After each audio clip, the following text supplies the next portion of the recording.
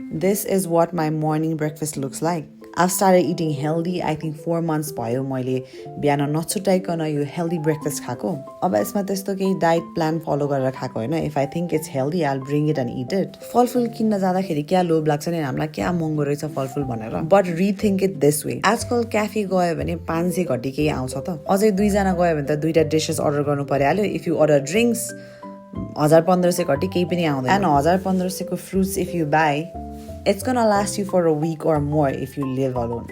First rule, तरकारी किन्न जाँदाखेरि यस्तो झोला बोकेर जानुपर्छ, प्लास्टिकको झोला बोकेर घर आउनु हुँदैन. सेकेन्ड, अब त्यही नेपाली बेसिक सालाडमा पाउने काँक्रो, मुला, क्यारेट अनि बिटरुट किनेर ल्याउनु. आधा किलो किने पनि कति दिनको लागि पुग्छ. मैले यहाँ प्राइस पनि लेखिदिएको छु, यति सस्तोमा आइरहेको छ. अनि एउटा बोइल्ड एग, त्यो पनि एकैचोटि एक क्यारेट किनेर ल्याउनु न 1 महिनाको लागि. अनि यो आल्मन्ड, यो काजुहरू चाहिँ अलि महँगो लाग्छ नि त हामीलाई. बट थिंक अगेन, 500 त्यहाँ तिर्नु ठीक हुन्छ कि यो 500 को किन्नु ठीक हुन्छ. चिया सिड चाहिँ अलि महँगै हुन्छ. I would suggest you to skip this if you are on a budget.